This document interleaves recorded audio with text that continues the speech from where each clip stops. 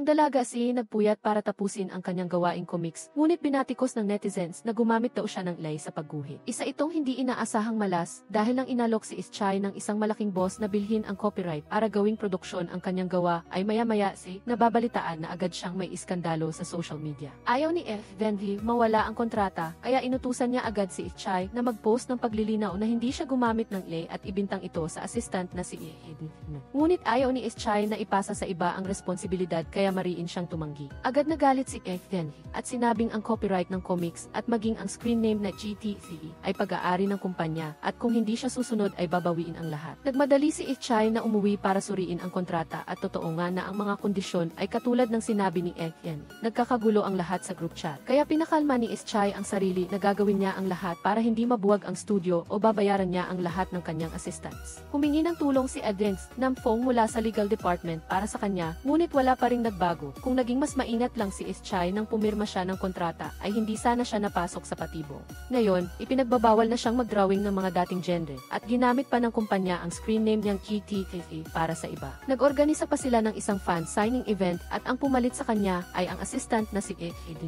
Sa pagkakataong ito, ipinagtanggol pa rin ni Ischai na baka napilitan lang siyang magpanggap na GTV at hindi niya ito ginusto. Simula pa lang ng fan signing ay may ilang taong pumilit kay Ehid na ipaliwanag ang chismis tungkol sa paggamit ng May. Kung hindi ay magiging malaki ang issue, ay agad siyang nataranta at tumakbo na lang pababa ng entablado. Si Ignace Dinay ay nawala ng pag-asa at gustong umalis sa GTV account at sinabi pa kay Daphne na ibinebenta ni Ischai ang accessories ng kanyang comics. Sa kabilang banda, si Fin Sanyu ay pumunta rin sa Anan Convention at nakita na si Ischai ang babaeng tumulong sa kanya kahapon habang nakasuot ng teddy bear costume. Gusto talagang ituloy ni Daphne ang paghabol kay Ischai. Inireport niya itong lumalabag sa copyright kaya pinilit ng mga gwardya siyang linisin ang kanyang booth. Napansin ni Vincent na may drawing si Ischai na kamukha ng estilo ni ETV.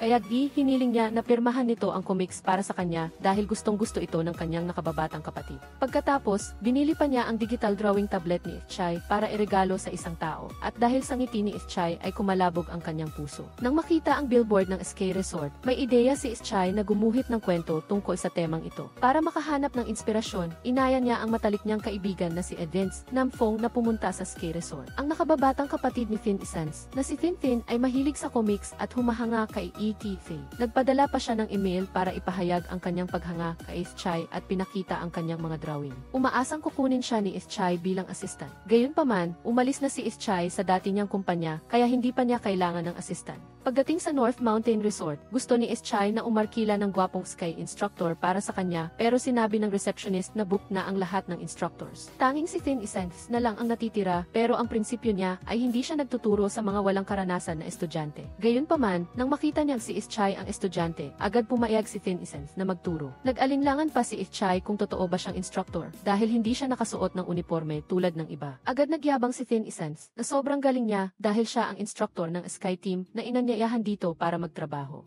Si Ischai ay parang isang tamad na nagpaalala kay Fin Isans na wala siyang kakayahan sa paggalaw. Kahit ang pagsusuot ng sky boots ay hindi niya alam gawin pero si Fin Isans ay handang lumuhod para tulungan siyang isuot ito. Sabi niya, mas magandang magsuot ng boots na mas maliit ng kaunti sa paa para mas makapag-concentrate ng lakas sa paa kapag nag-ski. Inireklamo pa niya na pangit ang helmet doon, hindi kasing ganda ng inihanda niya. Sinabi naman ni Fin Isans na maraming tao sa China ang maagang namamatay dahil hindi nagsuot ng protective helmet kapag nag-ski. Sa kabilang banda, si Adrens Namfong ay tinuruan ng isa pang instruktor sa pag-ski. Hindi niya akalain na iyon pala ay isang junior niya sa universidad. Habang si Adrens Namfong ay nagsasanay ng masaya, si Ischai naman ay nagdurusa dahil hindi siya marunong mag-ski. Palagi niyang hinihintay matapos ang oras para hindi na siya mag-practice. Dahil hindi niya dala ang kanyang contact lens, hindi niya makita ng malinaw ang mukha ni Fin Isans, kaya inakala niyang isa siyang master tulad ng nakita niya sa G-screen na nag-ski. Nakakalat ang tubig sa paligid kaya sinamantala ni Fin Isans. Nabigyan siya ng panlinis ng salamin na inakala ni Ischai na masyado siyang maganda kaya nag-usang loob siyang bigyan ng regalo. Talagang na-in-love si Ischai sa kanya. Naalala niya na may asul na bracelet sa kamay nito at talagang gusto niyang malaman ang pangalan niya dahil para sa kanya, siya ay parang kumakatawan sa kanyang pangarap at passion. Kinabukasan umulan ng malakas kaya balak ni Ischai na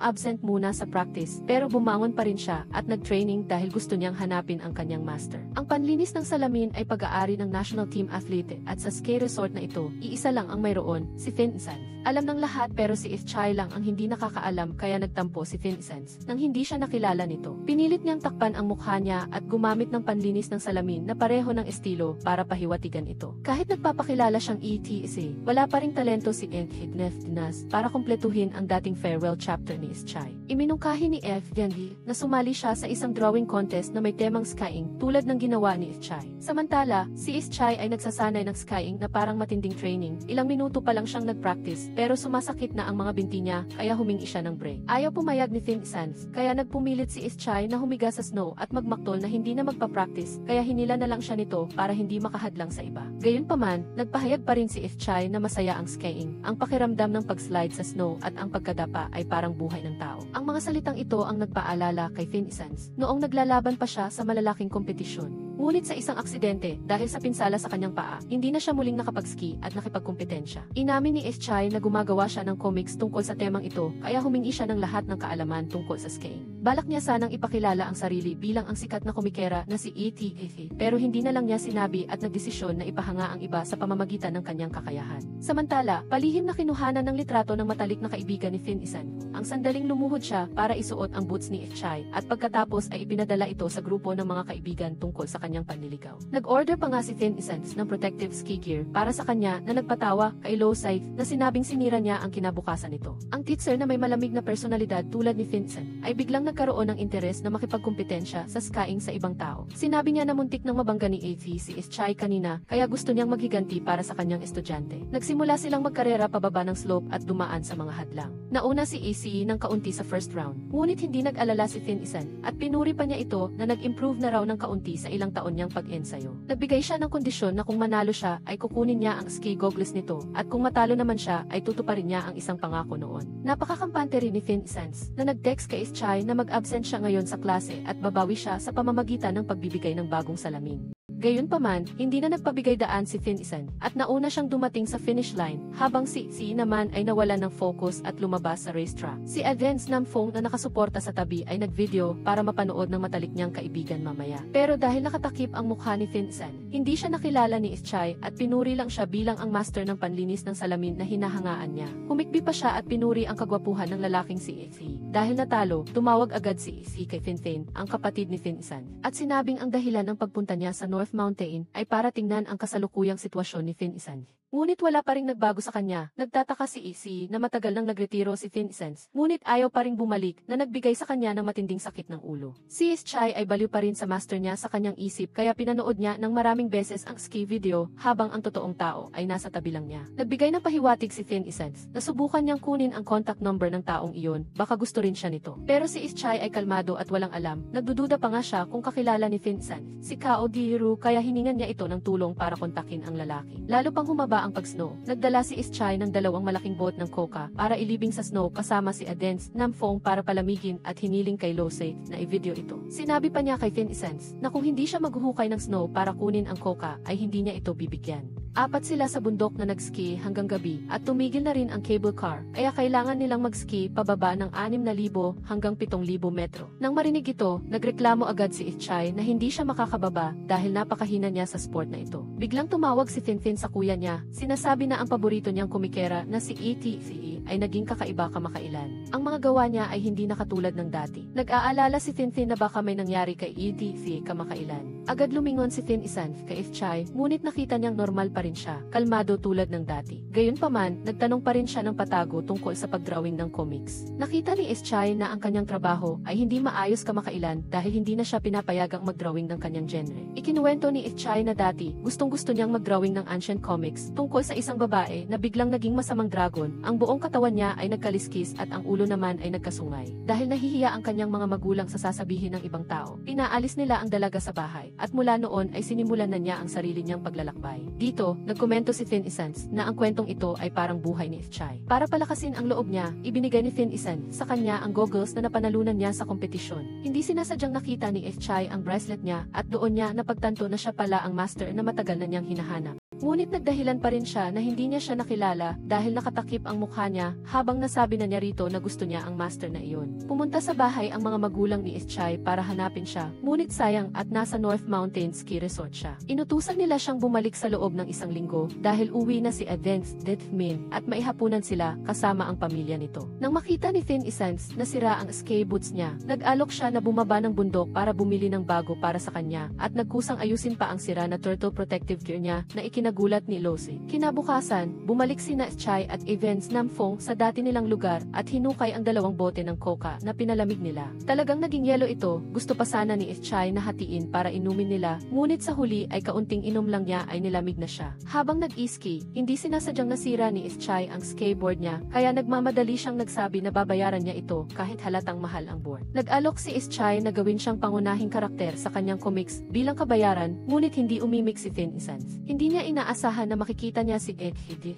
sa ski resort. Lumalabas na pumunta rin siya rito para maghanap ng material sa pagdrawing ng tungkol sa skiing tulad niya. Maingat na nagpaalala si Advance Namfong kay Ischai na baka sinundan lang siya ni Ed dito at ginaya lang ang tema niya. Ngunit naniniwala pa rin si Ischai na masipag siyang maghanap ng material tulad ng dati. Tulad ng ipinangako, sinamahan ni Finn Essence si Ischai na bumaba ng bundok para bumili ng bagong ski boots para sa kanya. Nagulat ang tindera na matagal na raw siyang hindi nakikita pababa ng bundok. Maraming protective gear na binili si Finn Essence para kay Ischai pero bigla siyang bumili ng 2 item na parang magic rose na ikinagulat niya. Inutos pa niya na bilhin ang pinakamalaking size na nagpalinga-linga agad kay Ischai pero hindi niya alam na gagamitin pala ito para protektahan ang tuhod sa skiing. Samantalahang wala siya, agad na ibinulong ng tindera kay Ischai na sikat siya sa mundo ng skiing. Nagkataon pang nakita nila si Jose, isa sa mga junior ni Finn Essence na namimili rin. Nang makita si Finn Essence at si Jose na nag-uusap ng magkaintindihan, nalungkot ang mukha ni Ischai kaya inalo siya ni Advance Namfong dahil akala niya say nagsiselos ang kaibigan.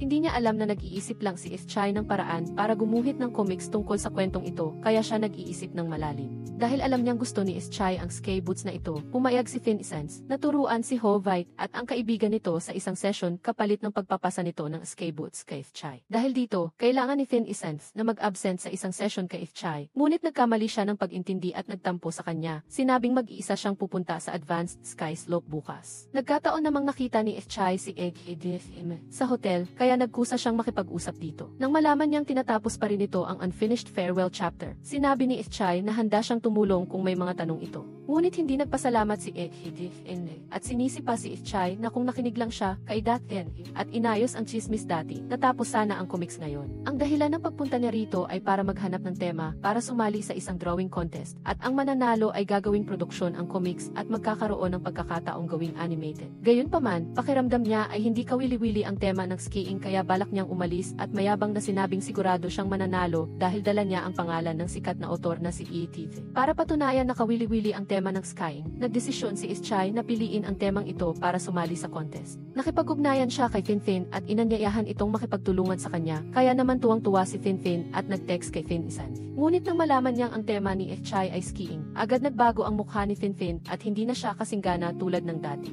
Kinabukasan, mag-isa si Ischai na nagdala ng skateboard sa Advanced Ski Slope para mag-practice. Kumpiyansa siyang hindi na niya kailangan ng turo ni Finn Essence at sapat na ang ilang video para makapag-ski. Inaya niya si Advance Namfong na sumama, ngunit hindi ito sumama dahil galing sa isang mainit na gabi kasama si Lo Says, kaya sumasakit ang likod niya at hindi siya makakilos. Nakita rin ni Ischai si Finn Essence na nakikipag-usap ng malapit sa isa pang estudyante, kaya nainis siya at hindi sinagot ang text niya. Samantala, nag-aalala si Finn Essence na baka mag-isa talagang pumunta si Ischai, kaya pinapaalalahanan niya itong huwag pumunta sa Advanced Ski Slope. Siyempre, hindi nakinig si Ischai at pinili pa ang pinakamataas na slope para mag-practice ng mag-isa. Ilang hakbang pa lang ay nawalan na siya ng balance at muntik ng matumba. Alam ni Finn Essence na hindi siya susunod sa kanya, kaya tumawag siya sa isang kaibigan para hanapin siya sa ski slope at paalalahanan siyang bumalik. Ngunit may iba pang instruktor na nag-alok na turuan si Ischai. Ilang minuto lang ay nakita niyang napakahina niyang mag-ski, kaya nawalan ng gana ang instruktor at umalis. Hindi mahanap ng kaibigan ni Finn Essence si Ischai, kaya mas lalo siyang nag-alala. Tumawag siya rito, ngunit hindi siya sinagot kaya tumawag na lang siya kay Advance Namfong. Hindi niya alam na nahulog na pala ang telepono ni Ischai sa snow, kaya wala nang makakontak sa kanya.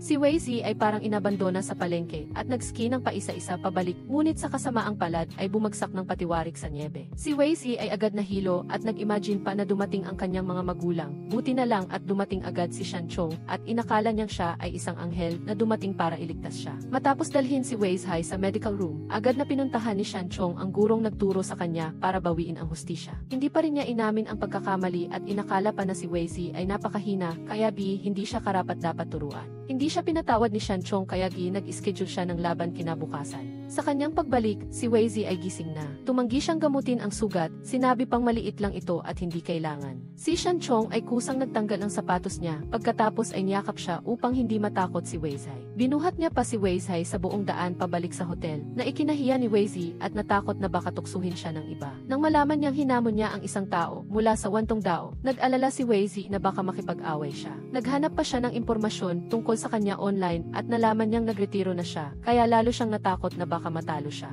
Kinabukasan, nagmaneho si Shanchong para sunduin si Weizi para manood ng laban niya, ngunit nagdahilan siyang baka matakot itong magski matapos madapa. Dumating ang mga tao ng Wantong Dao, nagmamalaki at gustong hamunin ang grupo ni Shanchong. Gayunpaman, bago pa man siya humarap, ginamit na ng mga kasamahan niya ang kanilang napakahusay na kasanayan at tinalo ang koponan ng Wantong Dao. Lumitaw si Daiduo at gusto siyang hamunin ulit at pumili sila ng isa sa pinakamataas na dalisdis sa ski resort. Sa katunayan, pagkatapos ng ilang taon, mahusay na nagsanay si Daiduo at napakagaling niyang umikot ng 1,080 degrees at lumapag na ikinamangha ng lahat. Sumunod si Shanchong, gumamit pa siya ng mas mahirap na kasanayan, ang 1,260 degrees spin at lumapag gamit ang didominanting paa na ikinatuwa ni Weizi dahil sa kanyang napakahusay na guro. Isang kuya sa team ang nakakita kay Shanchong na nagski at nang hinayang kung bakit hindi siya bumalik sa team para lumaban. Ngunit tumanggi pa rin si Shanchong at sinabing ang mga matatanda ay minsan hindi makapagdesisyon kung ano ang gusto nila. Sa paglipas ng bukas, kailangan nang bumalik ni Weizi sa syudad, kaya nag-alok siyang imbitahin ang lahat sa team ni Shanchong para kumain, bilang paalam. Gayunpaman, alam nila ang ibig sabihin, kaya nagdahilan silang abala para magkaroon ng sarili nilang oras sina Weizi at Shanchong na kumain ng magkasama. Para makababa ng bundok, hinayaan ni Shanchong si Weizi na yumakap ng mahigpit sa kanyang mga binti na parang koala at nagski pababa ng dalisdis, na labis na ikinatuwa ni Weizhai. Sinabi niya na gusto niya talagang magski, kaya balak niyang bumalik sa susunod na snow season upang magpaturo kay Shanchong. Ngunit sinabi niya na isa siya sa pinakamalaking kabiguan sa pagtuturo sa buhay niya. Ngunit dahil sa kanya, nagkaroon siya ng motibasyon na pagbutihin ang kanyang antas ng pagtuturo. At sinabi rin niyang ang kanyang team ay pupunta sa West City para magtrabaho, kaya baka hindi na niya ito matuturuan.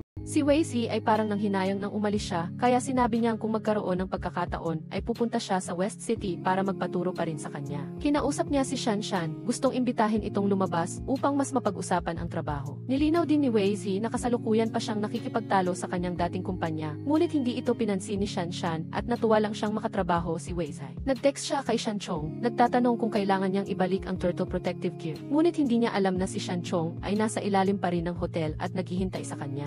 Sinabi niyang magtuturo siya ng isa pang espesyal na klase sa susunod. Ngunit nagtanong pa rin si Weizi nang may panghihinayang kung magkikita pa ba sila. Nangako si Shanchong na magkikita silang muli, ibabalik niya ang maliit na pagong sa kanya at tuturuan siyang magski. Nang magpaalam sila, biglang bumalik si Weizi at niyakap siya ng mahigpit, pagkatapos ay nahihiyang tumakbo papalayo. Samantala, walang nangyari kay Laoyan. Nag-alok siyang ihatid si Jiang Nanfeng, ngunit direkta siyang tinanggihan. Gustong sabihin ni Laoyan na alam na niya si Jiang Nanfeng simula noong high school pa sila. Noong panahong iyon, si Jiang Nanfeng ay palaging ang pinakakilalang babae, kaya umibig na siya noon pa man. Ngunit pagkatapos mag-isip, hindi na nagsalita si Laoyan, kundi nagtanong lang kung maaari pa siyang bigyan ng pagkakataon. Ngunit hindi niya alam na na-block na pala ni Jiang Nanfeng ang kanyang mensahe. Si Weizi ay nag-schedule ng pagkikita kay Shanshan. Nagulat siya nang makita itong dumating gamit ang wheelchair. Ipinakita ni Shanshan sa kanya ang litrato nilang dalawa. Lumabas na noong bagong pasok pa lang si Weizi sa pagiging comic artist. Hindi pa masyadong tinatanggap ang una niyang gawa. Si Shanshan lang ang nagbigay pansin at nagustuhan ang kanyang gawa mula pa sa simula at siya ang unang humingi ng autograph kay Weizhai. Dahil sa kanya, nagkaroon si Weizhai ng karagdagang motibasyon para magpatuloy sa pagguhit ng mas maraming comics. Pagkatapos, naghanda na si Shanshan ng isang guest house para kay Weizi na katabi mismo ng bahay niya at nag-alok na ipasya siya sa lugar kinabukasan.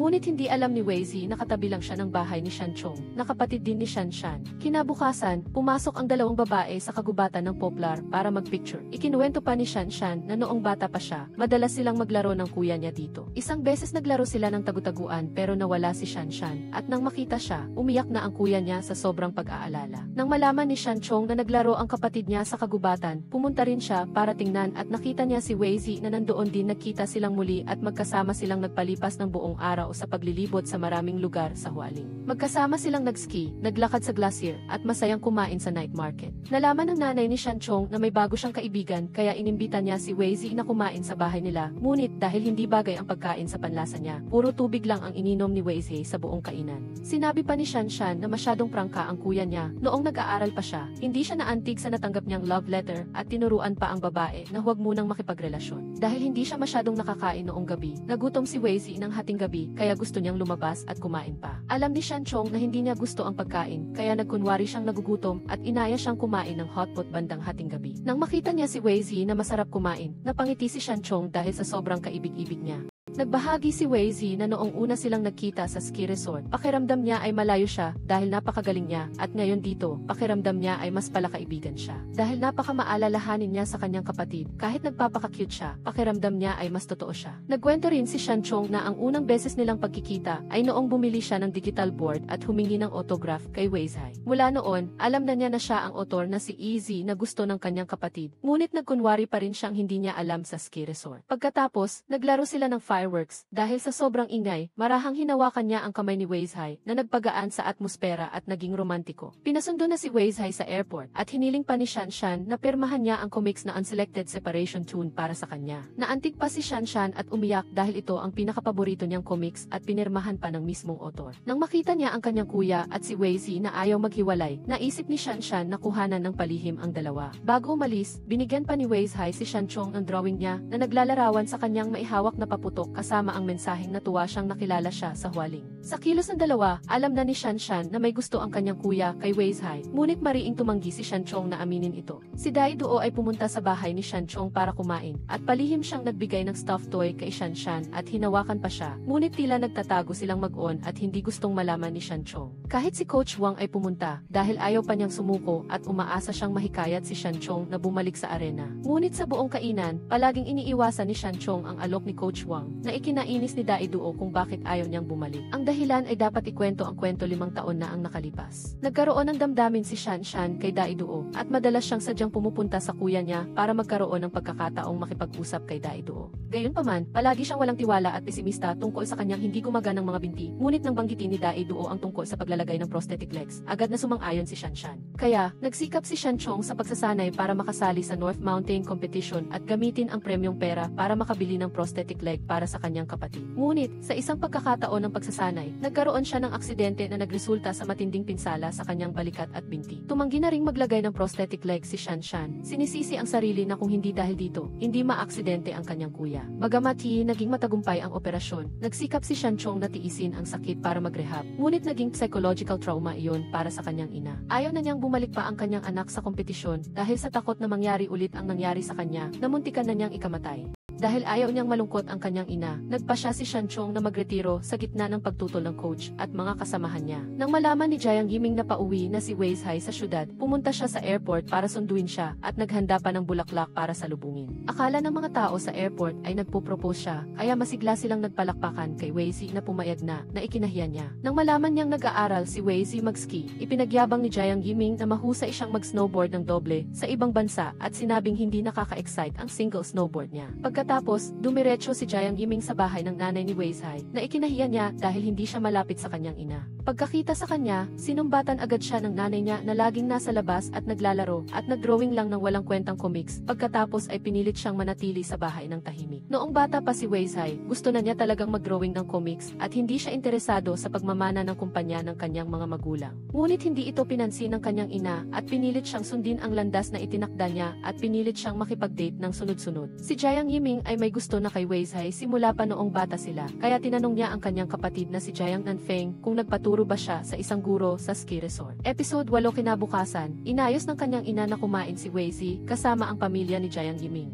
Nang malaman niyang nag-aartista siya, buong puso niya itong sinuportahan at sinabi pang kung hindi ito kumikita, hahayaan niya siyang kumita para suportahan siya. Kahit naglalakad siya kasama si Jiang Yiming, puno ang isip ni Wei Zhi ng mga larawan niya kasama si Shan Chong. Habang nahihiya si Wei Zhi na kumain kasama ang dalawang pamilya, kabaligtaran naman, masayang nagpunta si Shan Chong sa West City at kumain kasama ang kanyang mga kaibigan. Sinadya pa niyang kumuha ng litrato ng kanyang kinakain na inihaw na karne at ipinadala kay Wei Zhi. Inaaya siyang pumunta, ngunit paano makakapunta si Wei Zhi sa ilalim ng paningin ng kanyang ina? Ang dalawang pamilya ay laging positibong nagtutulak kina Wei Zhi at Jiang Yiming. Sinabihan pa nila si Jiang Yiming na ihatid siya hanggang sa bahay. Tumawag agad si Shan Chong at tinanong kung pwede siyang pumunta at ituturo niya pa rin siyang mag-ski. Ngunit dahil abala siya sa trabaho, tumanggi siya pagkatapos ay umuwi ng mag-isa gamit ang isang ride-hailing app. Plano ni Wei Zhi na sumali sa isang painting competition kaya gumamit siya ng bagong pangalan bilang profesional na slope player sa kompetisyon. Hinanap ni Wei Zhi ang kanyang mga dating kasamahan para mag-alok na muli silang magtulungan sa kanyang bagong comics. Ngunit tumanggi siya dahil sa dating kontrobersya ni Wei Zhi at may bago na siyang trabaho kaya ayaw na niyang sundin ang landas na ito. Samantala, ipinakita ni Woman Man kay Zhang Yu ang huling draft ng Unselected Separation Tune. Ngunit pagtingin pa lang niya, alam na niya na hindi ito ang script ni Wei Zhi dahil sinabi na niya sa kanya noon ang tungkol sa isang babaeng naging masamang dragon at paano siya nauwi sa pagiging dalaga. Ngunit matagal nang nawala ng interes si Boss Wang sa comics na ito dahil bumababa ang performance nito. Gusto niyang gamitin ni Woman Man ang pangalan ni Kizzy para sumulat tungkol sa figure skating.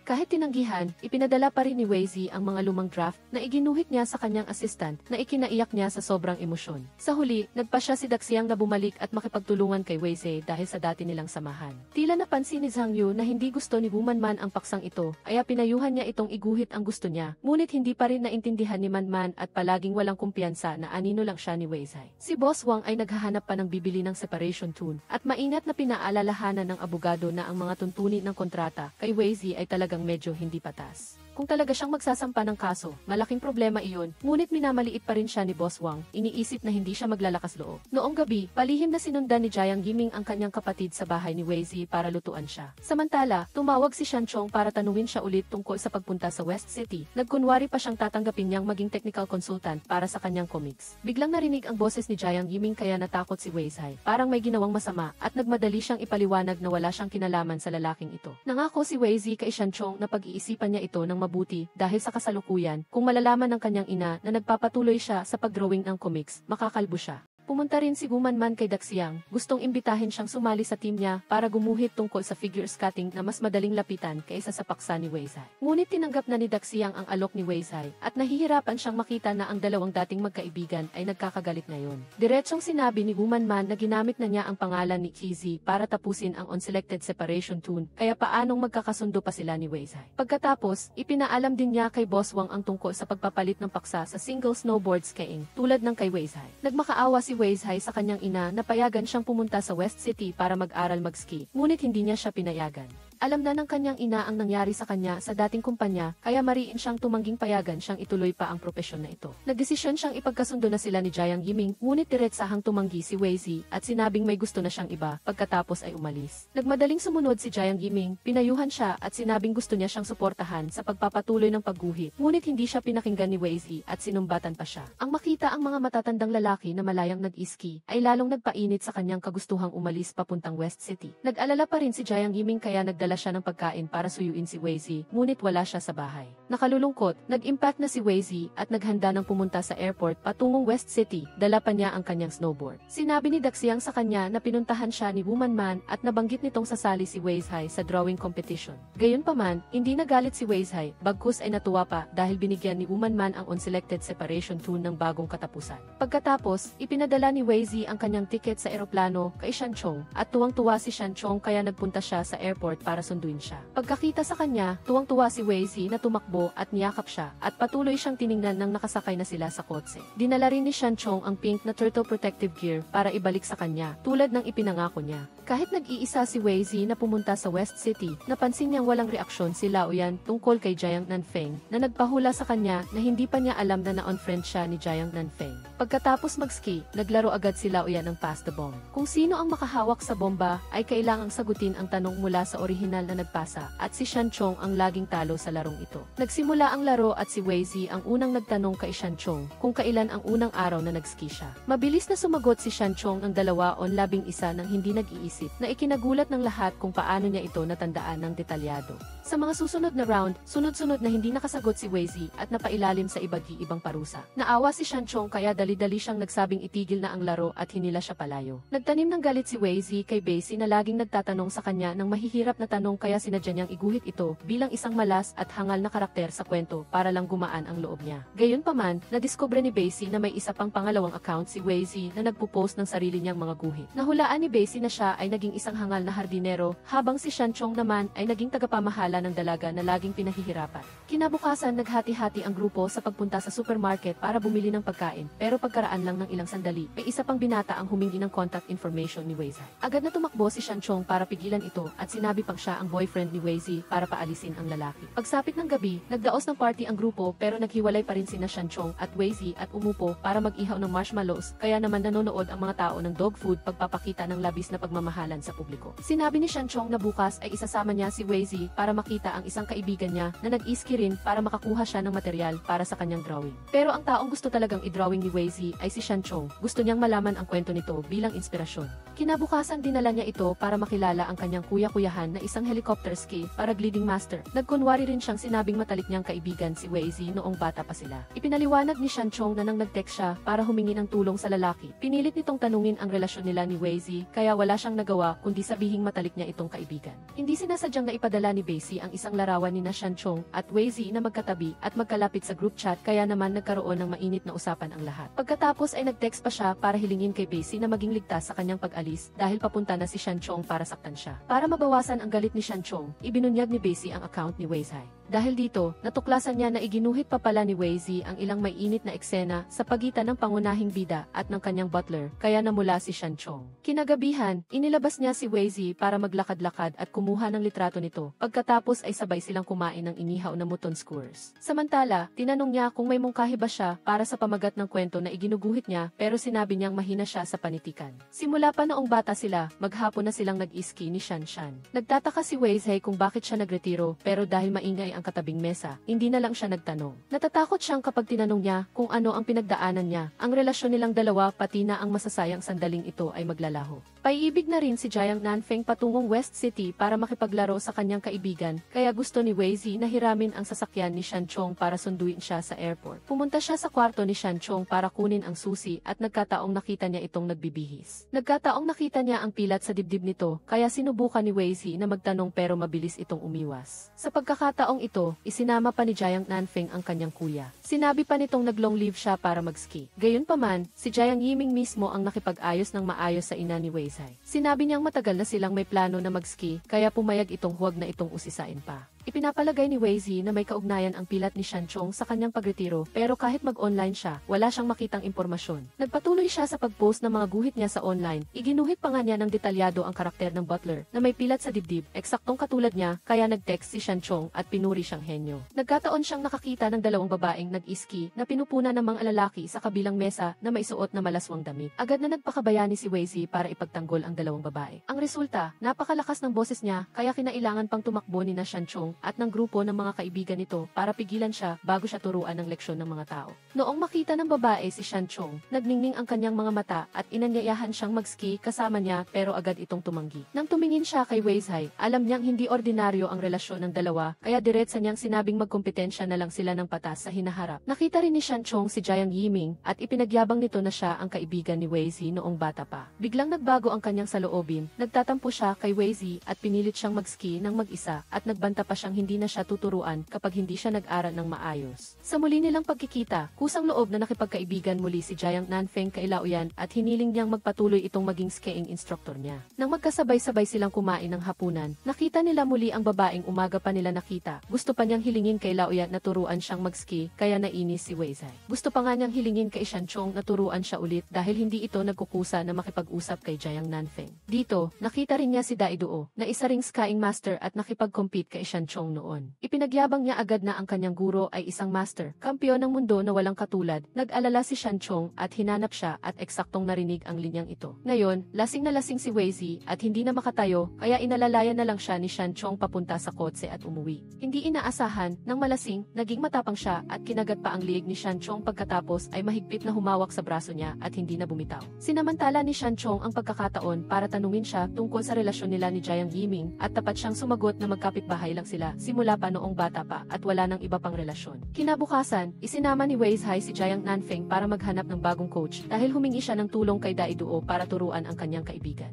Nang makita ni Laoyan si Jiang Nanfeng na nag-aaral sa iba, tumakbo siya para tanungin si Shanchong pero sino ba siya para magmalasakit dito. Gayunpaman, interesado si Wei Zi sa bagay na ito, kaya palagi siyang nagtatago at tinitingnan ang saloobin ni Laoyan. Sinabi niyang wala siyang balak magpalit ng coach, kaya huwag nang magselos si Shanchong. Nang makita si Jiang Nanfeng na matatag mag-ski, pumuri si Shanchong na kung nag-ensayo ito noong bata pa, siguro ay nakasali na ito sa Olympics ngayon. Pagkatapos ay lumingon siya at pinagsabihan si Wei Zi na hindi pa rin siya gumagaling. Sumalungat naman si Jiang Yiming sa tabi at sinabing mahusay siyang mag-ski. Pero hindi pinansin ni Wei Zai si Jiang Yiming, nag-focus lang siya sa pagbato ng snow kay Shanchong para lang maghiganti dahil sa pagpuna nito sa kanya. Ang bilis ang laging mahalaga kay Dai Duo, kaya hinihikayat niya si Jiang Nanfeng na gumamit ng mataas na bilis kapag nag-ski. Kaya hindi na kontrol ni Jiang Nanfeng ang sarili at nabangga ang ibang tao. Pagkatapos ay gumulong pababa ng bundok at nagtamo ng pinsala, kaya wala nang nagawa si Dai Duo kundi uwi siya sa hotel. Nang malaman ni Laoyan ang nangyari, nagalit siya at gustong sirain ang skateboard ni Dai Duo pero hindi niya alam na hindi niya sinasadyang nasaktan ang kamay ni Shanchong. Nagmadaling dinala ni Wei Zai si Shanchong para tahiin ang sugat pagkatapos ay nagmaneho at inalagaan siya ng maingat. Bagamaki siya ang nasugatan, labis naman siyang natakot na hindi man lang siya makadilat kaya sinabi na lang ni Shanchong na lumabas siya at maghintay. Nagtaka siya kung bakit pakalat-kalat sa kung saan-saan si Dai Duo na nasa team ng kompetisyon. Nang makita niya na kilalang kilala ni Shanchong ang binata, naisip niya ang isang romantikong relasyon ng dalawang lalaki. Kahit pinagalitan ni Shanchong, matigas pa rin ang ulo ni Laoyan at tumakbo sa kwarto para saktan si Dai Duo. Wala nang nagawa si Jiang Nanfeng kundi tumawag ng pulis para paghiwalayin ang dalawang lalaki. Pagbalik, kinailangan ni Shanchong na mamagitan para magsorry at magbati sina Dai Duo at Laoyan.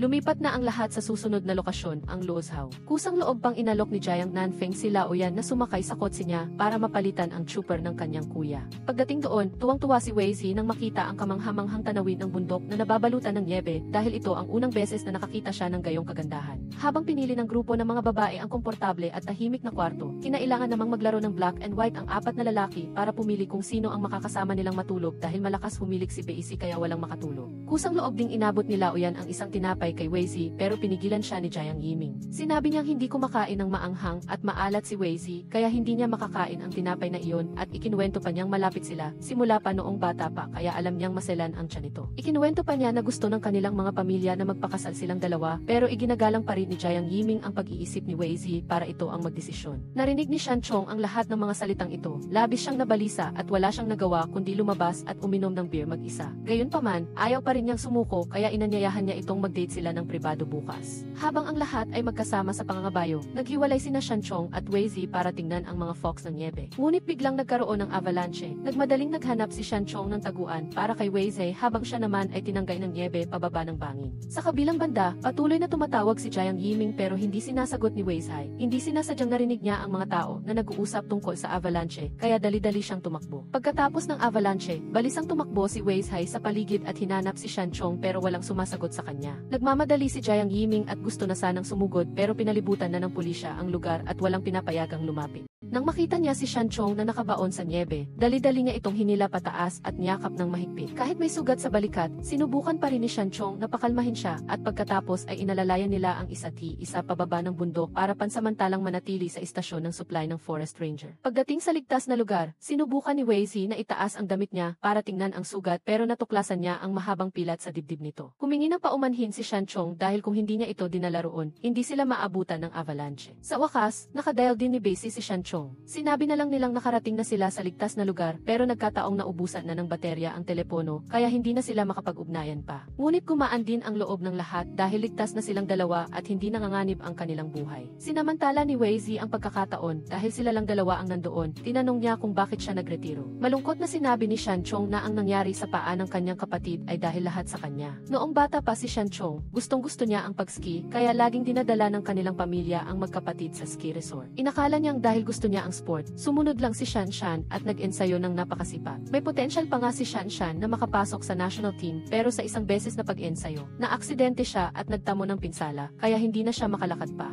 Inalo siya ni Weizi na huwag sisihin ang sarili dahil hindi niya ito kasalanan. Gayunpaman, tulad ng kanyang kapatid, na-aksidente rin si Sean Chong. Ayaw niyang saktan muli ang damdamin ng kanyang ina, kaya nagdesisyon siyang magretiro. Nagpapasalamat siya kay Weizi dahil sa kanya, nakaahon si Shan Shan mula sa negatibong pananaw at nakahanap ng bagong libangan, ang pagguhit. Tinanong ni Weizi kung gusto niyang bumalik sa kompetisyon. Sa totoo lang, gusto talaga ni Sean Chong na magpatuloy sa paglalaro. Dumating na rin ang pinaka-nakakahiya dahil iisa lang ang kama at isang sleeping bag sa bahay, kaya wala silang nagawa kundi matulog ng magkasama. Hindi pumayag matulog si Weizi at tiningnan ang mukha ni Sean Chong at hinawakan pa ito. Hinalikan ni Sean Chong ang noo niya at sinabihan siyang matulog na dahil may sasabihin siya bukas. Kinabukasan, dinala siya ni Sean Chong sa napakapopular na punong nag-iisa sa Luzhou. Ito rin ang lugar na gusto ni Weizi puntahan para kumuha ng material. Ikinuwento ni Sean Chong ang tungkol sa alamat na kung sino man ang magpahayag ng kanilang damdamin sa ilalim ng punong ito ay mananatiling magkasama habang buhay. Pagkatapos, seryoso siyang umamin ang pag-ibig sa kanya. Sinabi niyang gusto niya ang mabait at inosenteng personalidad ni Weizi pati na ang pagtitiyaga at pasyon nito sa kanyang karera. Matagal nang may nararamdaman si Weizi kay Sean Chong sa kanyang puso, kaya agad siyang pumayag at naghalikan silang dalawa ng marubdob sa ilalim ng puno.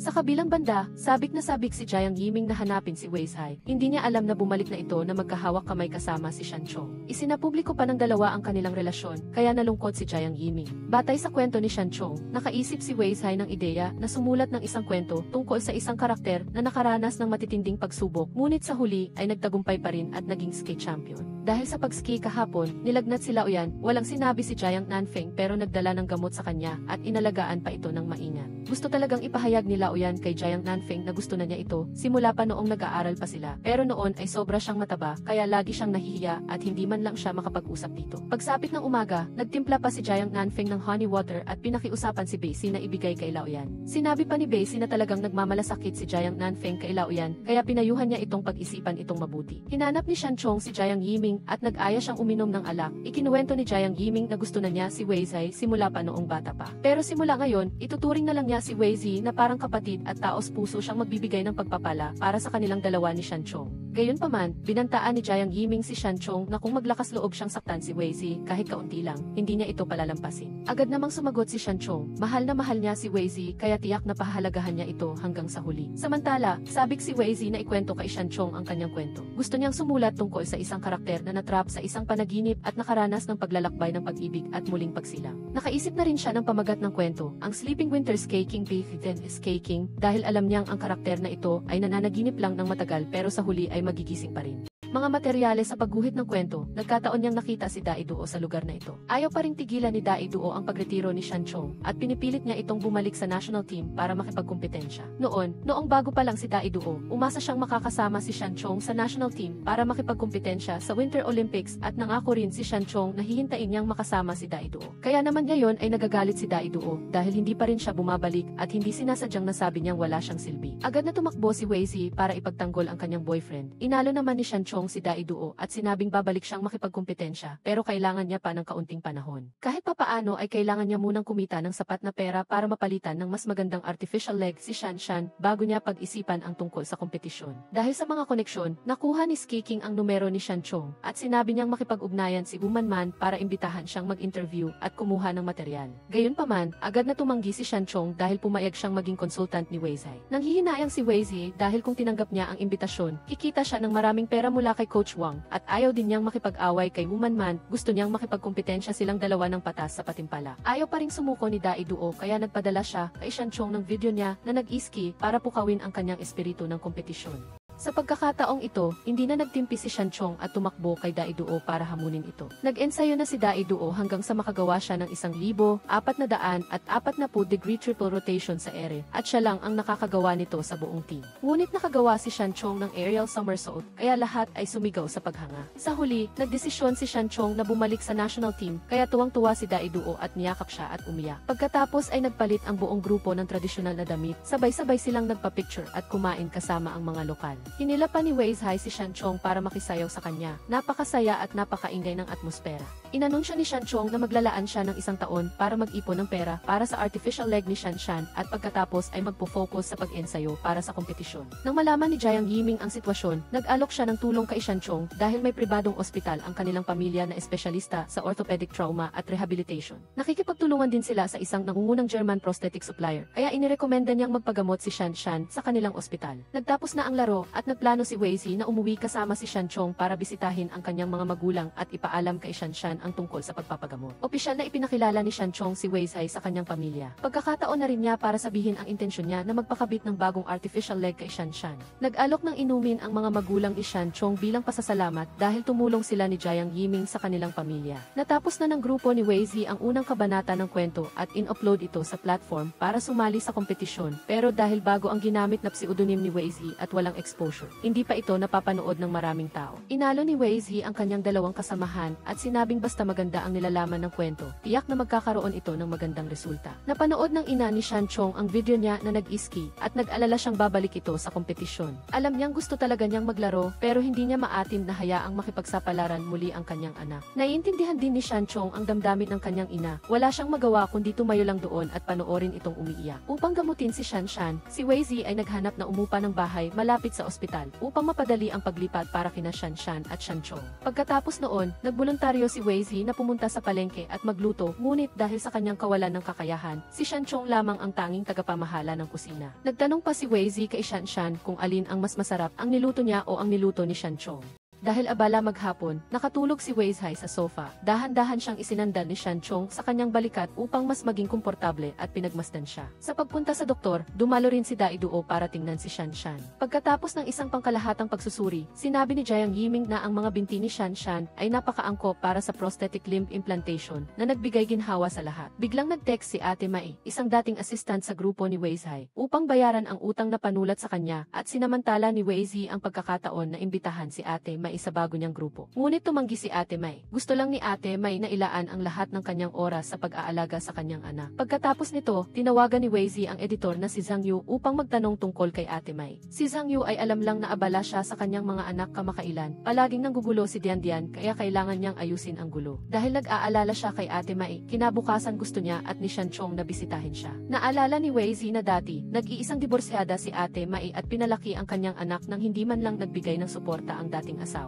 Noong panahong iyon, tinanggap siya ni Weizhi bilang kanyang assistant. Sa araw, nagtatrabaho siya sa supermarket. Sa gabi, nagsasanay siyang magpinta sa kanya at napakasipag niya. Nagtaka si Shanchong sa alitan sa dating kumpanya, ngunit bakit hindi nagsampa ng kaso si Weizhi? Gayunpaman, simple lang ang iniisip ni Weizhi na bawat isa ay may sariling paghihirap kaya ayaw niyang ipilit ito hanggang sa huli. Lubos na nagpapasalamat si Ate Mai dahil palaging tumutulong si Weizhi sa kanya. Ngayon ay bumisita pa siya upang kamustahin siya. Gayunpaman, ang nagpapahirap kay Ate Mai ay ang kanyang anak na siksuan-suan na tahimik at ayaw makipag-usap kaninuman buong araw. Iminungkahi ni Shanchong na ilabas ang bata bukas para maglakad at makipag-usap na rin sa kanya. Si Weizhi naman ay inilabas si Ate Mai para maglakad at magpahinga. Sabi niya, kung gusto pang lumabas ni Ate Mai sa hinaharap, isama siya. Inanyayahan din ni Weizhi sina Daxiang, Shanshan, at Zhang Yu na kumain ng magkasama. Iminungkahi niya kay Ate Mai na bumalik at sumuporta sa kanyang grupo. Dahil sa kasalukuyang sitwasyon ni Ate Mai, iminungkahi ni Weizhi na maaari siyang manatili sa bahay, magbantay sa kanyang anak at magpinta. Kung mayroon man, magpupulong sila online. Sumunod, gustong humingi ng tawad ni Zhang Yu tungkol sa nakaraang chismis, ngunit mabilis na pinutol ni Weizhi. Ayaw niyang papanagutin ang nakaraan at gusto lang niyang magkasundo ang lahat. Gayunpaman, si Zhang Yu ay palaging nakonsensya at hindi nangangahas na magpakilalang editor sa harap niya dahil siya talaga ang nagpakalat ng chismis ni Weizhi. Alam na ni Weizhi mula sa simula, ngunit pinili niyang manahimik at huwag nang palakihin ang issue dahil alam niyang kapag inilabas ito, mawawala ng trabaho si Zhang Yu. Kailangan pa niyang buhayin ang kanyang pamilya at siya pa ang nagdala kay Weizhi sa propesyon ng comic artist. Si Zhang Yu rin iyon kaya ayaw niyang makipag-away sa kanya. Sa kabilang banda, dinala ni Shanchong si Xuan sa ski kaya unti-unting gumanda ang pakiramdam ng bata. Ibinahagi ni Xuan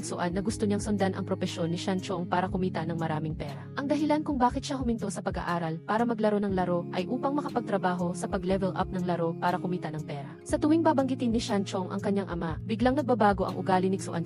Ayaw niyang pag-usapan ang irresponsableng ama. Alam ni Xuan na ang kanyang ina ay madalas na naaapi at binubuli sa kumpanya kaya gusto niyang kumita ng maraming pera upang tulungan ang kanyang ina. Sinabi ni Shanchong na mahal siya ng kanyang ina, ngunit binaliktad ito ni Xuan at hinamon siyang tawagan ang kanyang ina at sabihing mahal niya ito. Upang sumunod si Xuan, pumayag si Shanchong na tumawag at pagkatapos ay nag-aatubiling nagpahayag ng kanyang pagmamahal sa ina. Ngunit nang si Xuan na ayaw niyang magsalita. Kaya, naisip ni Shanchong ang paraan upang isuot ni Xuan ang stuffed animal costume para sabihin ang mahal niya ang kanyang ina na labis na ikinagalak ni Ate Mai. Sinabi rin ni Shanchong kay Weizi na ang una nilang pagkikita ay sa shopping mall. Siya mismo ang tumakbo upang tulungan siya ng may maliwanag ng ngiti kaya mula sa unang tingin, minahal na niya ito. Bago ang operasyon, inilabas ni Daiduo si Shanshan para maglakad at sabay silang bumili ng mga postcard para ipadala sa hinaharap. Nagpa siyang sumulat si Shanshan ng liham para sa kanyang kasintahan para sa 2 taon mula ngayon na tiyak na tatayo sa podyum ng parangal at tatayo siya sa ibaba na ipinagmamalaki siya. Samantala, nagpadala si Daiduo kay Shanshan ng isang liham na nagsasabing masaya siya na pumayag itong magpakabit ng prosthetic leg. Sa panahong iyon, dadalhin niya ito sa lahat ng dako at mamahalin niya ito magpakailanman. Habang nagsusulat, labis siyang naantig at napaiyak. Hindi niya kayang iwanan siya, ngunit dahil dumating na ang araw ng pagsasanay para sa kompetisyon, baka hindi siya makauwi para salubungin ang bagong taon kasama nito. Sinabi ni Shanshan sa kanya na pag-uwi niya, bigyan siya ng isang pares ng sneakers dahil sa oras na makauwi siya, na ikabit na ang prosthetic limb niya at maaari na siyang tumayo sa tabi nito. Abala pa lang silang maghalikan nang masaksihan ni Shanchong at Weizi ang lahat. Agad na sumimangot si Shanchong at pinapunta si Daiduo para kausapin siya. Hindi niya inaasahan na ang dalawang nakababata niyang kapatid ay maglilihim ng kanilang relasyon. Agad na ipinagtanggol ni Weizhai si Daiduo at sinabihan itong manumpa kung gaano niya kamahal si Shanshan upang kumalma si Shanchong. Walang pag-aatubili, itinaas ni Daiduo ang 3 daliri at nanumpang mamahalin at aalagaan si Shanshan habang buhay kaya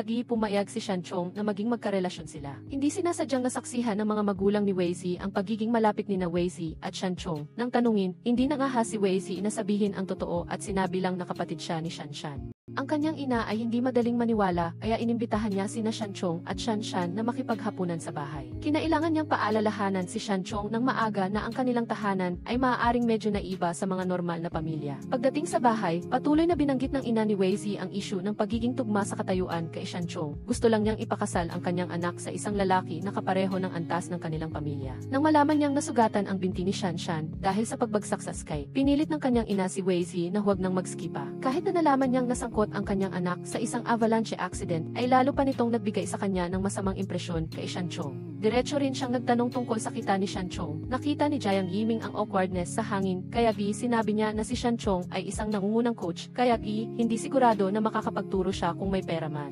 Gayunpaman, hindi pinansin ang mga ito ng kanyang ina. Kahit na miyembro siya ng pambansang koponan, ay sinabi pa rin niyang hindi matatag ang trabaho at pinuri ang pagiging doktor ni Jiang Yiming na siyang pinakamahusay. Sinabi ng lahat na naniniwala sila na si Shanchong ay tiyak na mananalo ng gintong medalya at magdadala ng karangalan sa bansa. Ngunit ang mga salita ng ina ni Weizi ay lubos na nagpabigat sa isip ni Shanchong. Walang nagawa si Weizi kundi humingi ng tawad sa ngalan ng kanyang ina at hindi pa inilalantad ang kanilang relasyon. Kinuwento niya na mula bata pa siya ay abala na ang kanyang mga magulang sa trabaho, kaya hindi nila siya masyadong pinapansin, ngunit pinipilit pa rin nila siyang sundin ang landas na iginuhit nila. Sa una ay sumunod si Weizi, ngunit natuklasan niyang hindi siya magiging masaya kung ganoon kaya nagpa siya siyang lumipat sa propesyon ng pagguhit. Kahit na pinakalma niya si Weizi na ayos lang siya, napilitan pa rin siyang mag-isip ng malalim. Nag-alala si Shanshan na maapektuhan ang relasyon ng kanyang kuya. Ngunit ipinangako ni Weizi na hindi nila hahayaang masira ang kanilang pagmamahalan dahil lang sa ibang tao.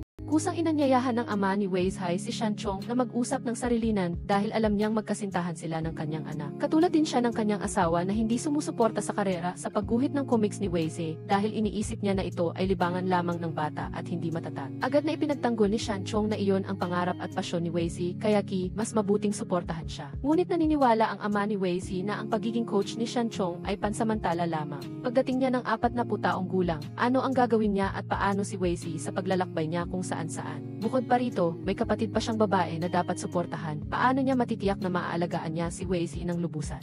Hindi na tinag si Shanchong at tiniyak na pagkatapos niyang asikasuhin ang kanyang kapatid, babalik siya sa koponan at mananalo upang patunayan sa mga magulang ni Wei Zi na kaya niya itong alagaan habang buhay. Gayunpaman, sa kabila ng pag-uusap na ito, puno ng saloobin ang puso ni Shanchong, ngunit nagpanggap siyang walang nangyari dahil ayaw niyang mag-alala si Wei Zi. Ibinahagi ni Wei Zi na sa simula, nagustuhan niya si Shanchong dahil palagi itong nagsasalita ng masakit at pinipilit siyang magsanay, ngunit unti-unti niyang naramdaman na siya ay isang taong may pananagutan sa kanyang pamilya at mga kaibigan. Isa siyang taong may pagnanais na umunlad at lalo na, napakabuti niya sa kanya, kaya nagustuhan niya ito ng sobra. Kahit masakit, kailangang sabihin ni Shanchong na sa kasalukuyan ay hindi pa niya mapapatunayan sa mga magulang niya ang anuman at hindi niya kayang tangkilikin ng walang pasubali ang pag-ibig niya. Kaya gusto niyang magsikap upang maging karapat-dapat sa kanya at gusto niyang bigyan silang dalawa ng pinakamaliwanag na kinabukasan, kaya iminungkahi niyang maghiwalay muna sila pansamantala. Gayunpaman, nagalit si Wei Zi at inisip na madali niyang sinabi ang paghihiwalay dahil sa panlabas na panggigipit, kaya sa init ng ulo ay pumayag siya sa paghihiwalay nila. Pag-uwi, nakita lang ni Wei Zi ang text message na humihingi ng tawad mula kay Shanchong, ngunit galit pa rin siya, kaya sinagot niya na hinding-hindi niya ito mapapatawad. Nahulaan din ni Jiang Nanfeng ang nangyari sa kanilang dalawa. Naisip niya na talagang nagmamalasakit si Shanchong sa kanya, kaya gusto nitong magsikap para sa kanilang dalawa. Pinayuhan ni Jiang Nanfeng si Wei Zi na bigyan siya ng oras upang patunayan ang pag-ibig niya para sa kanya. Si Wei Zi ay nagdadalamhati, buong gabi siyang umiyak, uminom ng alak at naghintay ng mensahe mula kay Shanchong. Sa kasamaang palad ay may magandang nangyari. Ang comics na isinumite ni Wei Zi sa kompetisyon ay sumabog sa buong internet sa isang gabi na maihigit sa 1,000,000 likes. Sa kabilang banda, nakakuha na si Jiang Yiming ng prosthetic leg para kay Shanshan at kung magsisikap siyang mag-rehab ay makakalabas siya ng ospital bago magbagong taon.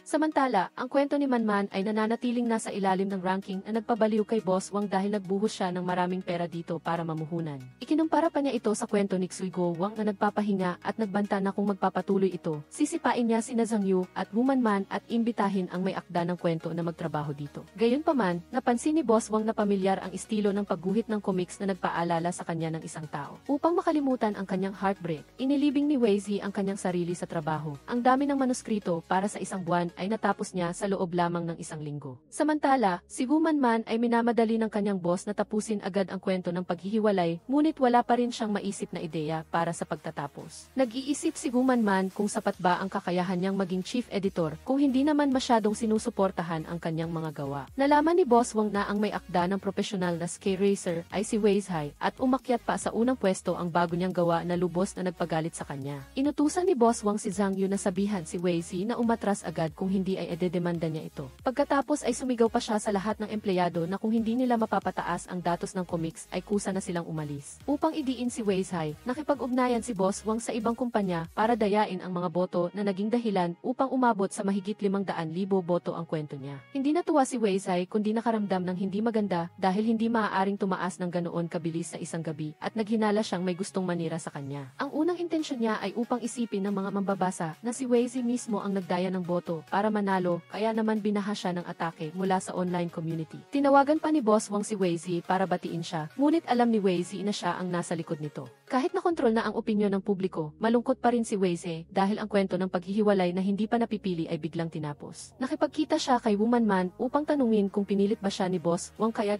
mabilis niyang tinapos ang kanyang mga gawa. Pinayuhan ni Wei Zi si Manman na panatilihin ang kanyang paninindigan at magpatuloy sa paggawa batay sa sarili niyang ideya at tiyak na magtatagumpay siya. Natuklasan nilang pareho na ang kontrata na pinirmahan sa kumpanya ay may napakaraming hindi makatwirang probisyon, kaya nagpa siya si Wei Zi na maghanap ng abogado at edemanda ang kumpanya ni Boss Wang. Alam na rin ni Shanchong ang tungkol sa paninira kay Wei Zi sa pandaraya ng boto, kaya nakipag-ugnayan siya sa kanyang kaibigan at nakuha ang listahan ng mga kumpanyang nag-aalok ng ganitong serbisyo. Ipinadala niya ito kay Jiang Nanfeng at humiling na tulungan niya si Wei Zi na hanapin ang taong nasa likod nito at pinakiusapan siyang huwag sabihin kay Wei Zi. Sinamantala ni Jiang Nanfeng ang pagkakataon na payuhan siya na kung talagang mahal niya si Wei Zi, pahalagahan niya ang pagiging kasama nito. Ngunit kung nag-aalangan siya at nagdadalawang isip, umalis na siya sa buhay ni Wei Zi. Sa tulong ng listahan ni Shanchong, Chong, nagkaroon si Wei Zhai ng karagdagang ebidensya upang idemanda si Boss Wang kaya kusa siyang pumunta at kinausap ito. Gusto niyang bawiin ang copyright ng comics na napiling paghihiwalay at ang pen name na Cheesy. Lahat ng kinakailangang ebidensya ay na-screenshot ni Wei Zhai kaya matapang siyang humingi ng katarungan para sa kanyang sarili. Sa puntong ito, hindi pa rin natinag si Boss Wang at sa halip ay hinamon pa siya kung nangangahas siyang idemanda siya. Pagkatapos, sumulat si Wei Zhai ng isang liham na inilathala sa kanyang personal na pahina na nagpapatunay na siya ang may akdang si Easy. Dahil sa panunupil ng kontrata ng dating kumpanya, napilitan siyang umalis ngunit ngayon ay may sapat na siyang ebidensya. Gusto niyang bumangon at bawiin ang mga bagay na pag-aari niya. Nag-aalala si Shan Chong at gustong mag-text kay Wei Zhai, ngunit sa huli ay hindi niya nagawa. Pinayuhan siya ni Shan Shan na mas mabuting harapin si Wei Zhai. Ngunit patuloy pa rin ang galit sa issue ng paggamit niya ng Nei, kaya hindi na nakatiis si Zhang Yu at hayagang nagsalita tungkol sa lahat ng nangyari. Lumabas na si Boss Wang ang nagplano ng chismis na ito kay Wei Zhai at pinilit si Zhang Yu na manahimik. Dahil sa pagkonsensya at pagsisisi, inamin ni Zhang Yu na siya ang gumamit ng lie upang baguhin ang isang kabanata sa comics niya at napatunayan niyang inosente si Wei Zhai. Ang resulta, natanggal si Zhang Yu sa kumpanya, ngunit iginagalang pa rin siya ng kanyang mga kasamahan at binigyan siya ng maraming regalo bilang pamamaalam. Mayroon pang mga hindi na gustong apihin ng kumpanya, kaya nagsabay-sabay silang nagbitiw. Dahil sa insidente, sabay-sabay na gustong bawiin ng mga mamumuhunan ang kanilang pera mula sa kumpanya ni Boss Wang na ikinabigla niya. Binigyan ni Wei Zhai si Woman Man ng pagkakataon na muling isulat ang ibang wakas para sa comics na napiling paghihiwalay. Ang bidang babae ay malayang lumilipad sa labas at hindi bumalik upang maging isang prinsesa na nakakulong sa masikip na haula. Sa kabilang banda, nagpasya si Laoyan na umalis sa propesyon ng ski coaching. Kinuwento niya na ang dahilan kung bakit niya gustong mag-ski noon ay dahil makakatulong ito sa kanya na magbawas ng timbang at unti-unting naging pasyon at pangarap niya ito. Gayunpaman, napagtanto niya ngayon na hindi lahat ay makasusunod sa pangarap na ito, kaya gusto niyang tahakin ang isang bagong landas at palaging sinusuportahan siya ng grupo ng mga kaibigan. Pagkatapos suriin muli ng mga tagapag-organisa, na-filter nila ang mga boto ng kwento ni Wei Zhai at ang resulta, nanalo pa rin siya. Nangako silang imbestigahan at idedemanda sa korte ang taong nandayang nagbigay ng mga boto sa kanya. Habang nakatayo sa entablado para tanggapin ang parangal, labis na naantig at nagpapasalamat si Wei Zhai sa kanyang mga kasamahan na palaging tumutulong sa kanya. Ikinuwento ni Wei Zhai na may isang tao na nagbigay sa kanya ng motibasyon at inspirasyon upang sumulat tungkol sa paksang ito. Hindi man dumalo si Shan Chong, ngunit sa bahay ay nakatutok pa rin siya sa kanya habang nagsasalita sa entablado at pagkatapos ay nagkomento pa siya upang batiin siya. Kahit na hindi nanalo ang gawa ni Woman Man, inalo pa rin siya ni Zhang Yu sa tabi niya na isa lang itong yugto sa buhay niya, kaya huwag siyang masyadong maging pesimistiko. Pagkatapos, nagsumikap si Wei Zhai at ang kanyang grupo na tapusin ang huling kabanata ng napiling paghihiwalay, habang si Shan Chong naman ay nagsimula sa kanyang sunod-sunod na araw ng pagsasanay para sa kompetisyon. Samantala, matapos talikuran ang skiing, nagsumite si Laoyan ng tsihi sa kumpanya ni Jiang Nanfeng upang magtrabaho. Nang makapasok siya sa susunod na yugto ng panayam, saka lang niya napagtanto na si Jiang Nanfeng mismo ang nag-interview sa kanya. Pagkatapos pag-isipan ng mabuti, sinabi rin ni Laoyan kay Jiang Nanfeng na matagal na niya itong gusto, ngunit hindi lang ito napansin noon ni Jiang Nanfeng. Dahil dito, hindi alam ni Jiang Nanfeng kung paano siya haharapin. Tumawag si Jiang Nanfeng kay Wei Zhai at sinabi ang tungkol kay Ishao kaya na dating matabang lalaking laging naghahabol sa kanya. Gayunpaman, nakaramdam pa rin siya ng pagkakasala dahil 2 beses niya itong nasaktan, kaya gusto niyang makabawi kay Laoyan. Sa wakas, dumating na ang artipisyal na binti ni Shan Shan na in-order mula sa Germany, kaya napaiyak sa tuwa si Shan Shan. Pagkatapos ikabit ang binti, gusto ni Shan Chong na kunan ng video ang sandali kung kailan makakatayo ulit ang kanyang kapatid. Mula sa paa, unti-unting naramdaman ni Shan Shan ang lakas at sinubukang maglakad ng paunti-unti na nagpaiyak sa kanyang mga magulang sa tuwa. Pagkatapos ay tinawagan niya si Dai Duo upang ipaalam sa kanya na nagpatuloy rin ng luha kay Dai Duo nang hindi makapagsalita. Sinabi niya na maghintay lang si Shan Shan sandali at sa panahong iyon ay tutuparin niya ang kanyang pangako na dalhin ito kung saan-saan. Sa mismong simula ng bagong taon, umuwi si Shan Chong upang ipagdiwang ang Lunar New Year kasama ang pamilya at sinamantala niya ang pagkakataong iyon upang ipahayag na babalik siya sa koponan upang makipagkumpetensya. Biglang nagbago ang masayang kapaligiran at walang sabi-sabing dinala ng kanyang ina ang kanyang sky gloves. Ito ang unang pares ng guwantes na natanggap niya nang manalo siya sa isang kompetisyon at ang kanyang mga magulang ay umintindi at sumuporta sa kanya na ipagpatuloy ang kanyang pangarap. Ibinigay rin ni Shan Shan ang magandang balita kay Wei Zhai at ipinaliwanag na ang kanyang kuya ay umatras lang ng isang hakbang upang magsumikap para sa kanilang dalawa, kaya pinayuhan niya si Wei Zhai na maghintay pa ng kaunti sa kanyang kuya. Sa labas ay matingkad ang mga paputok sa buong kalangitan, ngunit parehong malungkot ang puso ni Weizi at Shanchong. Samantalang noong nakaraang taon ay masaya silang magkasama, ngayon ay magkahiwalay na sila. Pinatibay ni Shanchong ang kanyang loob at nagsimulang magsanay ng masigasig kasama ng kanyang mga kasamahan sa koponan. Dahil matagal na siyang nagretiro, hindi pa nakaka-adjust si Shanchong sa mahigpit na regimen ng pagsasanay, kaya kailangang bumuo si Coach Wang ng ibang regimen para sa kanya. Nagpumilit si Shanchong na magsanay araw at gabi, kaya nagkasugat ang kanyang likod, at napilitan si Dai Duo na dalhin siya sa infirmary para sa pagsusuri. Pinayuhan siya ng doktor na ayusin ang regimen ng pagsasanay ng sistematiko at siyentipiko at huwag siyang magsanay ng ganoon kadesperado. Alam nila Oyan kung ano ang iniisip niya, kaya pinayuhan niya siyang magsanay ng mahinahon. Ang kanyang lakas ay ang kanyang karanasan, kaya hindi na kailangang magmadali na pahirapan ang sarili ng ganoon. Samantala, dinala ni Jiang Nanfeng si Zhao Qian pabalik sa kanilang high school upang sariwain ang kanilang mga alaala. Naalala niya na noon, si Zhao Qian ang madalas na nagluluto at nagreregalo ng pansit sa kanya. May isa pang dahilan kung bakit bumalik siya sa paaralan. Gusto ni Jiang Nanfeng na makipagtulungan upang muling itayo ang paaralan. Pagsapit ng gabi, kusa pang nag-overtime si Jiang Nanfeng kasama si Zhao Qian at paminsan-minsan ay umuupo siya ng malapit at magiliw na naging dahilan upang nahihiyang umiwas si Zhao Qian. Pagkatapos makumpleto ang trabaho, dinala ni Jiang Nanfeng si Zhao Qian sa paborito niyang lugar at ni Weizai. Ipinakilala pa niya si Zhao Qian bilang kaibigan niya na ikinagulat ni Zhao Qian dahil akala niya ay sasabihin nitong junior o tauhan niya ito. Kasunod nito, isinama pa ni Jiang Nanfeng si Zhao Qian upang makipagkita sa kanyang mga kasosyo. Ngunit hindi pa rin maintindihan ni Zhao Qian ang damdamin ni Jiang Nanfeng. Labis siyang nagulat nang malaman niya na ang aso na inaalagaan ni Jiang Nanfeng ay may kaparehong pangalan niya. Dahil dati, nang tanungin niya kung ano ang pangalan ng aso, sinagot niya ang sarili niyang pangalan, kaya nagkamali siya at pinangalanan itong Zhao Qian. Matapos itong pag-isipan, nagplano siyang magbitiw. Hindi niya alam kung anong uri ng damdamin ang dapat niyang gamitin para harapin si Jiang Nanfeng. Para sa kanya, si Jiang Nanfeng ay parang buwan sa langit, hindi niya ito maaabot. Ngunit bigla siyang naging proaktibo upang maging malapit sa kanya na naging dahilan upang makaramdam si Zhao Qian ng kakaiba at kaunting kaba. Araw-araw, masigasig pa ring nag-ensayo si Shanchong. Kapag siya ay libre, tinitingnan niya ang larawan ni Weizi bilang pag-aliw sa sarili. Palagi niya itong iniisip kaya nagkunwari siyang nagtanong kay Dai Duo upang malaman ang kasalukuyang sitwasyon ni Weizai.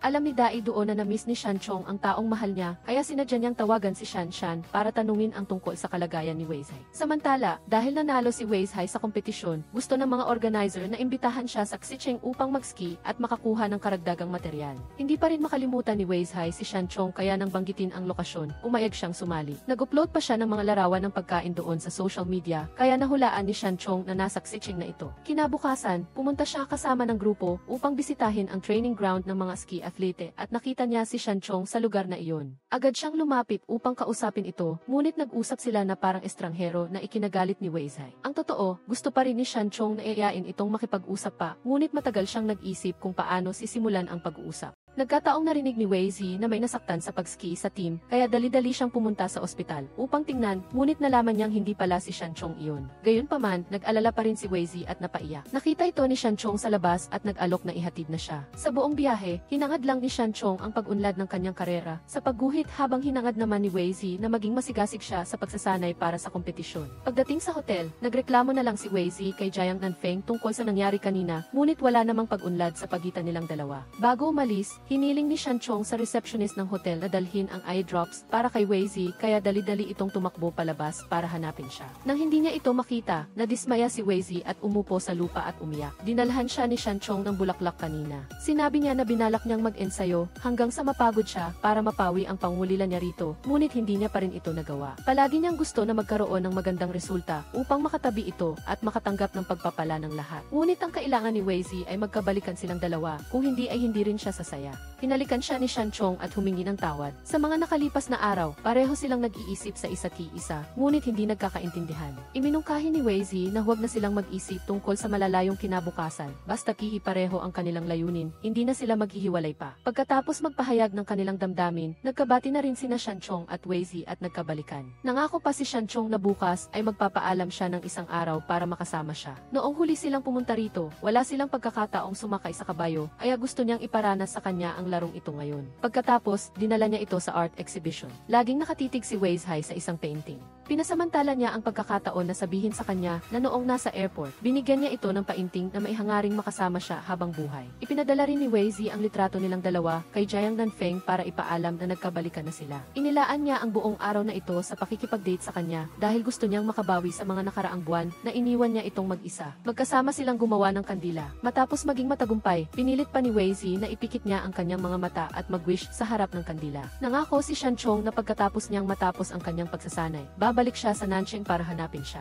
Nagpa siya si Shan Chong na puntahan ang ama ni Wei Zi at muling makipag-usap upang mapanatag ito. Nagplano rin si Wei Zi na hintayin ang kaarawan ng kanyang ina. Kapag masaya ang kalooban nito, susubukan niyang kumbinsihin itong muli. Ibinigay pa ni Shan Chong ang kumpletong bank statement ng kanyang kinikita sa ama ni Wei Zi upang patunayan na kaya niyang suportahan ang kanyang anak. Nagplano rin siyang lumipat ng karera at maging coach ng pambansang koponan pagkatapos ng kanyang pagretiro, na tiyak na magkakaroon ng matatag na pinagkukunan ng kita. Ang totoo, sa panahong naghiwalay silang dalawa, napansin ng ama ni Wei Zi na hindi rin naman ito masaya. Ang nais niya ay maging masaya ang kanyang anak na babae at alam niyang kayang gawin iyon ni Shan Chong. Matatag na sinabi ni Shan Chong na mamahalin niya si Wei Zhai hanggang sa huli at susubukan niyang ipakita ang kanyang responsibilidad at kakayahan upang mapanatag ang isip ng mga magulang nito. Pagkatapos, nag-text siya sa kanyang anak na babae at sinabing susuportahan niya itong ituloy ang kanyang kaligayahan at hindi na niya ito pipilitin tulad ng dati. Kaya, palihim na naghanda si Wei Zi at ang kanyang ama ng birthday party para sa kanyang ina. Ngunit bago pa man sila makapagsalita, nalaman na ng kanyang ina na nagkabalikan silang dalawa. Dahil hindi niya ito maalagaan ng maayos noon, labis itong nagsisisi at gusto niyang sundin ni Wei Zi ang landas na sa tingin niya ay pinakamahusay. Ngunit ngayon, naunawaan na niya ang lahat at hinayaan na siyang pumili ng sarili niyang landas at pinayagan na siyang makipag-date sa sinumang mahal niya. Ang regalo ni Wei Zhai sa kanyang ina ay ang mga painting na ginawa niya para sa kanilang dalawa. Sa totoo lang, hindi niya sinisisi ang kanyang ina at palaging pakiramdam niya ay mapalad siya na may mga magulang na sumusuporta sa kanya. Pagkatapos bumalik mula sa Canada, tinupad ni Dai Duo ang kanyang pangako na dalhin si Shan Shan sa amusement park at kumanta sa karaoke. Labis ang tuwa ni Shan Shan na magkaroon ng pagkakataong gawin ang lahat ng ito kasama ang taong mahal niya. Ngayon na may bago pa siyang trabaho na akma sa kanyang mga hilig, isa talaga itong walang hanggang kaligayahan. Samantala, nag-ayos si Wei Zhai ng hapunan kasama si Shan Chong at ang kanyang mga magulang. Kumpleto rin ang pamilya ni Jiang Nanfeng. Mismong ang ina ni Wei Zi ang proaktibong bumati kay Shan Chong para sa kanyang tagumpay na nagpagaan ng kalooban ng lahat. Nagsimula na rin ang World Ski Competition.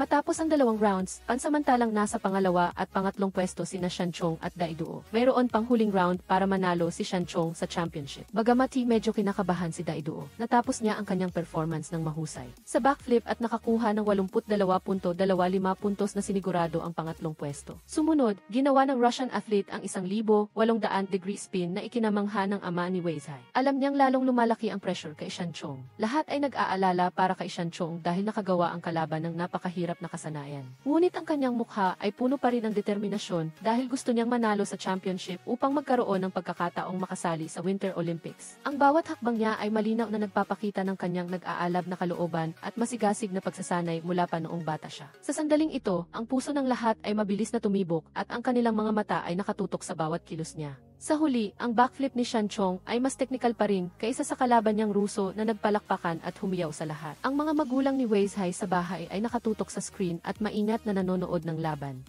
Niebe, nakakuha siya ng 184.5 puntos at naging kampiyon. Hindi nag-atubiling hinalikan ni Shan Chong si Wei Zhai sa publiko. Kasabay nito, ang kanyang pangako kay Dai Duo na magkasama silang makikipagkumpetensya at mananalo ng premyo ay nagkatotoo. Ang kanyang walang sawang pagsisikap ay kinilala rin ng mga magulang ni Wei Zi at pinayagan na siyang makipag-date sa anak nila. Pagkatapos makamit ang kanyang layunin, binalak ni Shan Chong na mag-propose kay Wei Zi, ngunit dahil wala siyang karanasan, nagtanong siya kay Huayan para sa payo. Agad siyang na-excite at naglista ng mga bagay na kailangan niyang ihanda, bulaklak at singsing, at lalo na, kailangan niyang ipakita ang kanyang sinseridad. Sumunod, naghanda pa si Huayan ng larong pagbasag ng ginintuang itlog na ang intensyon ay hayaang basagin ito ni Wei Zhai. Gayunpaman, nagboluntaryo si Pei Chai at sa isang basag lang, nakakuha siya ng dinner voucher para sa dalawa. Ngunit bago pa makapaglaro si Wei Zhai, hinila na siya ni Pei Chi upang hamunin sa isa pang laro. Ang resulta, nanalo pa rin si Pei Chai at si Wei Zi ay umiyak na lang at nag-inarte kay Shan Chong. Pagkatapos, nawalan na siya ng interes sa paglalaro at umalis na lang para kumain kasama si Jiang Nanfeng. Sa puntong ito, napagtanto lang ni Pei Chai na inihanda ni Shan Chong ang engagement ring at inilagay ito sa ginintuang itlog, ngunit nasira ang plano niya.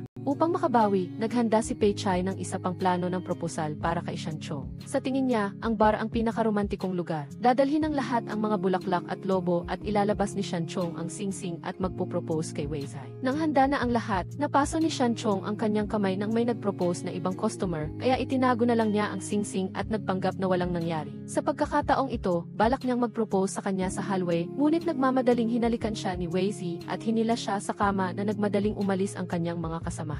Lahat ay nabigo sa ideya kaya si Zhao kaya na lang ang humiling kay Jiang Nanfeng na maging konsultant ng proposal para sa kanila, ngunit naisip ni Jiang Nanfeng na dapat tanungin ni Shanchong ang sarili kung ano ang gusto niyang gawin para kay Wei Zai. Kaya, dinala siya ni Shanchong sa pagski kasama ang grupo ng mga kaibigan. Dahil ito ang pinagmula ng kanilang pag-ibig, nagpanggap silang nag-video upang akitin si Wei Zi na tumalikod para mawala ang pagbabantay nito. Pagkatapos, lumuhod si Shanchong mula sa likuran at nag-propose sa kanya, sinabing ang pagkakilala niya rito ang pinakamalaking swerte sa kanyang buhay at tinanong siya kung papayag ba siyang magpakasal sa kanya. Ang saya ni Wei Zi at napaiyak siya. Pagkatapos niyang pumayag ay isinuot ni Shanchong ang singsing sa kanyang kamay at naghalikan silang dalawa habang sinisigawan ng suporta ng lahat. Ang comic series ni Wei Zi na Hush, The King is Hibernating ay nagkaroon din ng happy ending nang pinapunta niya ang isang prinsesa mula sa comic world upang gisingin ang natutulog na hari. Pagkatapos, nagising ang hari at pinakasalan ang prinsesa at namuhay silang masaya hanggang sa huli.